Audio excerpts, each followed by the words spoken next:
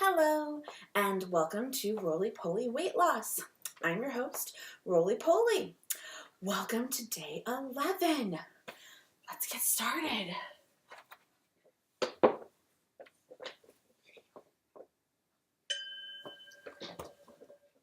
Okay, warm-up time.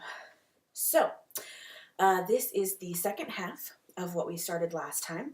We're talking about what to do when you feel sick. Do you still exercise? And somewhat unsurprisingly, since I'm dedicating a whole day to it, the answer is kind of complicated. So let's start with your immune system. Registered dietitian Ryan Andrews breaks it down for precision nutrition. The immune system comes in two parts, the innate system and the adaptive system. The innate part is your physical barriers, like the mucous membrane in your nose, chemical barriers like your stomach acid, and your killer white blood cells. Pow, pow. And then there's the adaptive immune system, which is, as he says, is a more sophisticated system composed of highly specialized cells and processes. It kicks in when the innate immune system is overcome. The adaptive immune system helps us fight infections by preventing pathogens from colonizing and by destroying microorganisms like viruses and bacteria. So the adaptive part is the part that we think about usually when we talk about immune systems. These are the specialized cells that recognize a disease or pathogen and attack it whenever they see it. So when you get a vaccine or get exposed to something as a kid, that is how the specialized cells develop their memory, so they can come out strong against it in the future. So like they give you a shot of a tiny bit of the current flu that's going around, because there's like 2 million of those things.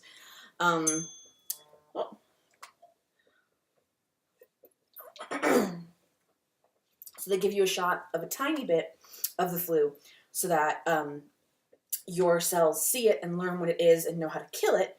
And so then if somebody coughs on you and gives you the flu, your cells are like, oh, we know this, bow. Instead of seeing it for the first time and going, what do we do? So that's the adaptive part of your immune system. So they said, interestingly, chronic resistance training seems to stimulate innate, but not adaptive, immunity, while chronic moderate exercise seems to strengthen the adaptive immune system. So chronic resistance training, like building up your muscles and stuff, stimulates the parts that are part of your body, the innate, well, I guess it's all part of your body, but the nose, the stomach, the white blood cells. And then chronic moderate exercise strengthens those adaptive cells that go in and identify each pathogen. So that's cool that you can strengthen your immune system so that you don't get as sick, in theory. Now, there are several different kinds of sick, and people have different body responses. So because of that, some things that work for some people don't always work for others. So Medicine Plus breaks down some theories that are kind of tough to prove. So before you actually get sick, physical activity may help flush bacteria out of the lungs and airways. This may reduce your chance of getting a cold, flu, or other illness. So that's a general positive. And it makes sense. If you're doing more exercise, you're breathing more, stuff's going in and out more, it makes sense. But again, it doesn't necessarily work for everyone, or it's not something they can prove easily. But for a lot of people it seems to, or for some people it seems to. And then another possible benefit is from heat. The brief rise in body temperature during and right after exercise may prevent bacteria from growing. This temperature rise may help the body fight infection better. This is similar to what happens when you have a fever. Well, that makes sense. Your temperature rises in a fever to make you better, so raising your temperature with exercise might do something for your immune system. I'm not a doctor, obviously, but that seems legit to me. So I can see why they have this theory. Another theory involves stress, with which I am very familiar. There's a whole future episode right there on stress. But though I know that stress makes it harder to lose weight, it turns out it can also affect immunity. So Medline Plus says exercise slows down the release of stress hormones. Some stress increases the chance of illness. Lower stress hormones may protect against illness. And I'm actually going to cover a bit more of this later in this actual episode. But yeah, that makes sense. I always seem to get sick when I'm most stressed. And if it keeps us from losing weight, I can imagine it could keep us from being healthy. Again, that seems legit. And the final theory that they cover is circulation. So exercise causes change in antibodies and white blood cells, WBC. WBCs are the body's immune system cells that fight disease. These antibodies, or WBCs, circulate more rapidly, so they could detect illnesses earlier than they might have before. However, no one knows whether these changes help prevent infections.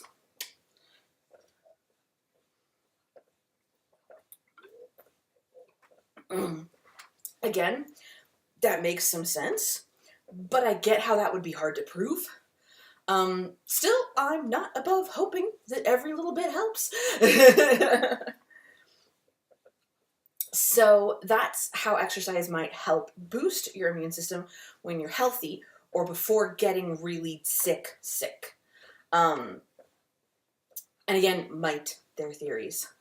But Medline Plus notes that exercise is good for you, but you should not overdo it.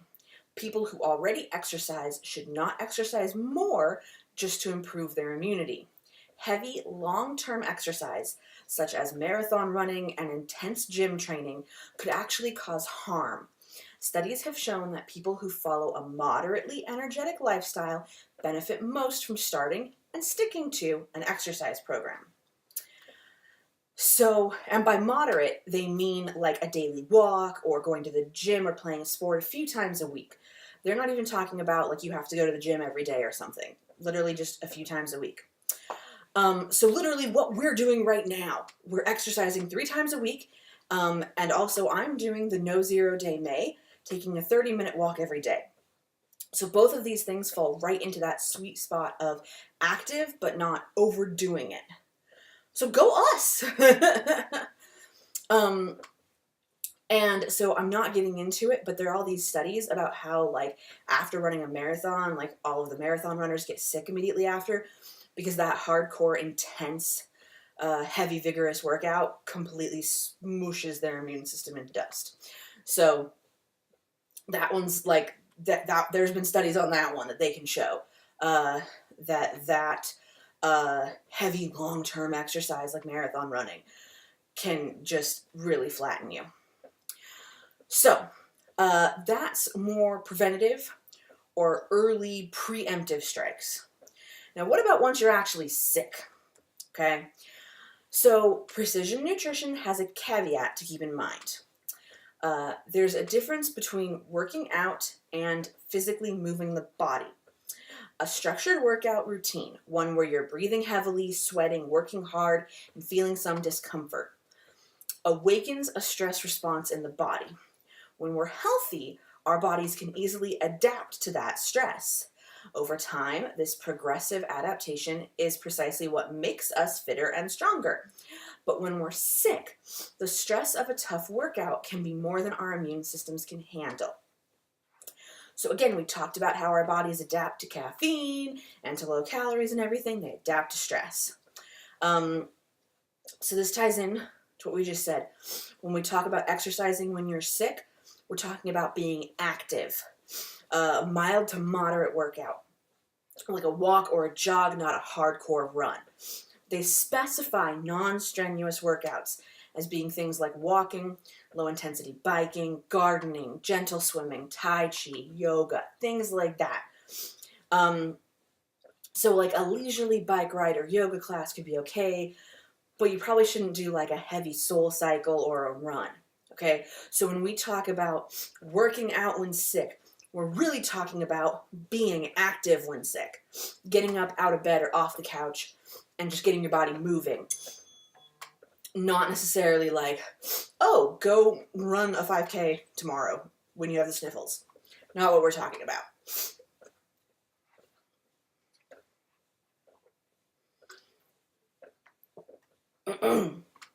So, these kinds of exercises or activities, they aren't intense enough to create serious immune compromising stress on the body. Instead, they often help you feel better and recover faster while feeling under the weather. That's why Dr. Berardi often recommends low-intensity, non-panting cardio when suffering from colds, done with minimal heart rate elevation, preferably outside. These activities seem to offer benefits. So if you're panting, you're working too hard for your sick body. Don't put more stress on those lungs. And everything else. So that's activity. So what about actual workouts? Precision Nutrition says, in general, a low to moderate intensity workout will leave you feeling energized. A high intensity workout, on the other hand, delivers an ass kicking. If you're sick, it makes sense to avoid the ass kicking. And that's in general. That's not just when you're sick. That's just in general. They note that a moderate intensity exercise can boost immunity, but vigorous exercise can hamper it. So again, that's going back to the marathoning. When you feel like you have been squashed, your immune system feels the same and has been squashed. When you feel energized, your immune system feels energized. So they say, after one prolonged vigorous exercise session, we're more susceptible to infection. For example, running a marathon may temporarily depress the adaptive immune system for up to 72 hours. This is why so many endurance athletes get sick right after races. And if you think about it, this happens in real life too. This is why you get sick right at finals time. You know, high school, college, whenever you were in school, you ramp up the stress for finals and it kicks down your immune system. And if you're feeling that stress for more than 72 hours, it'll hit you in the middle instead of at the end. But you might have noticed that in real life too. If you have a job that has any kind of stressful deadline type of thing, you will find that you ramp up your stress, deadline, and then you get sick. It's not just from working out, it's from anything putting that stress on your body. And they elaborate on this, saying stress triggers an entire cascade of hormonal shifts that can result in chronic immune changes. Acute stress, minutes to hours, can be beneficial to immune health. Chronic stress, days to years, can be a big problem. So if you're angry, worried, or scared each day for weeks, months, or even years at a time, your immunity is being compromised, and you're more likely to get sick. Joy! For those of you who have a job that makes you feel stressed all the time, yeah, we're at a disadvantage. So, let's assume that you're not stressed, or you are, whatever. But let's say that you get sick. Okay? Sick. An acute illness, not a chronic one. Okay? Being active seems to be okay if you're up to it. But should you actually work out? So Precision Nutrition sums up that it's pretty obvious that if you're actually sick and fighting an infection, your immune system will already be stressed. And if you add the stress of prolonged vigorous exercise, you might quite simply overload yourself. That will make you sicker. But that's prolonged vigorous exercise. Again, that's that marathon thing, or for us, like a 5K. What about a normal workout? So basically, the experts agree that sometimes it is okay to exercise and it can actually help, but sometimes it is harmful to exercise. And this is just, I'm talking about sick. It all comes down to what you're sick with. And basically, that comes down to your symptoms and how strong they are. My water bell went off.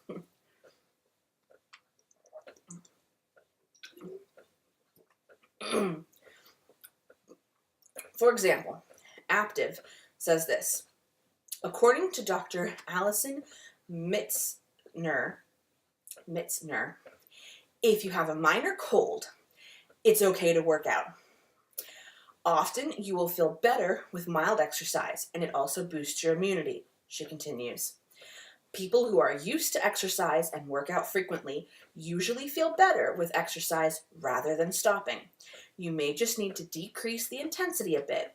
You know your body best, so just don't push it. The Aptiv trainers also suggest strength exercises for those facing upper respiratory infections, since cardio will feel much harder. If you've got a sore throat or sinus pressure, consider a light to moderate workout to help ease symptoms, release bodily toxins, or break up congestion. And if you've got a running nose, don't skip your workout, but scale back and treat it more like an active recovery day. We'll get into recovery days. But basically, they're saying that it kind of depends on where you are sick of what you should do. But again, you don't want to push too hard or in the wrong place, right? If you're having trouble breathing, don't do cardio that makes you breathe hard. And the Aptiv trainers also note that intensity is important. Your immune system is compromised and therefore does not need the stress from high energy workouts. However, a gentle workout, such as a walk or even restorative yoga, may be good during this time because it's giving your body the energy it needs to heal. So again, we've got that vigorous, no, nice, gentle, easy activity as opposed to workout. Yeah. So one of WebMD's experts, physiotherapist Geraldine Cooper-Smith, concurs. The general rule is that if it is just a little sniffle and you take some medications and don't feel so sick, it's okay to work out. But if you have any bronchial tightness, it's not advisable to be working out. Okay, that's right in here. And she adds, if you are feeling kind of bad, you may want to consider a walk instead of a run. Take the intensity down or do a regenerative activity like yoga or Pilates, because if you don't feel great, it may not be the best day to do your sprints. So again, intensity. Talking about being active instead of being pummeled. And Dr. Neil Shatter, I think is how you say it, of Mount Sinai in New York, offers this simple way to determine what you can handle. A neck check is a way to determine your level of activity during a respiratory illness. If your symptoms are above the neck, including a sore throat, nasal congestion, sneezing, and tearing eyes, then it's okay to exercise. If your symptoms are below the neck, such as coughing, body aches, fever, and fatigue, then it's time to hang up the running shoes until these symptoms subside.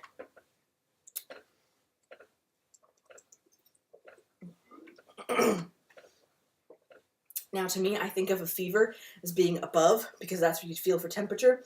But no, fever is your body. So it's a below the neck.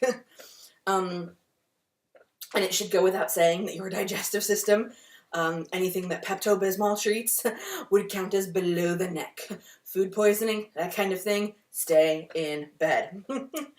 Now, those above the neck, cold kind of symptoms should also be gone within a week, they say. Below the neck, flu and bronchitis symptoms can take 2 weeks or more.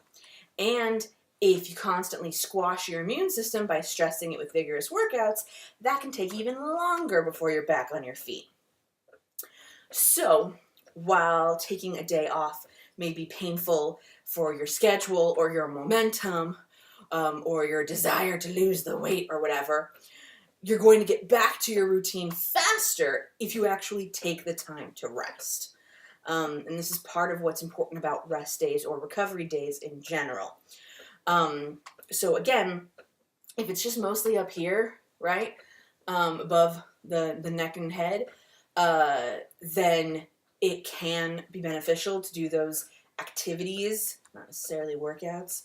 But again, if it's down here, it's already stressing you out more, and fever especially. They're like, if you have a fever, nope, nope, nope. Your body is already heated up, it's already super stressed. Just nope right out of that. So take the time to let yourself heal, if that's the case, if you're down here. Now, one thing I haven't touched on yet is chronic conditions. This is because I could make probably a week's worth of episodes and not cover everything, because chronic conditions cover everything, from heart disease to diabetes to HIV to lupus to asthma to joint pain to Lyme disease to ulcerative colitis, everything. So, there are so many different things. I can't even, think of them all.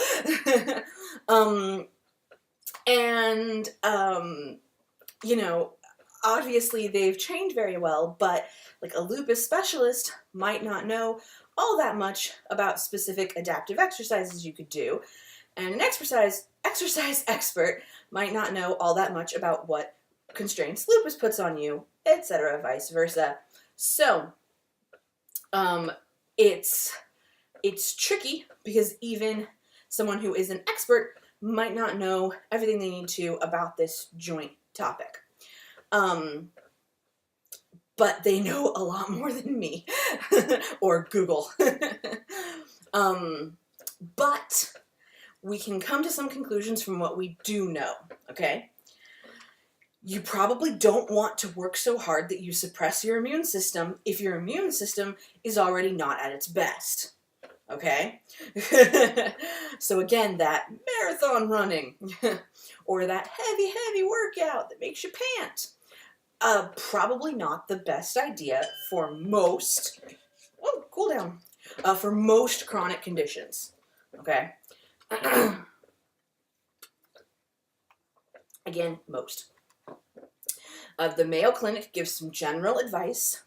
If you have a chronic condition, regular exercise can help you manage symptoms and improve your health. But they also note that different kinds of exercises do different things for your body. Aerobic exercise can help improve your heart health and endurance and aid in weight loss.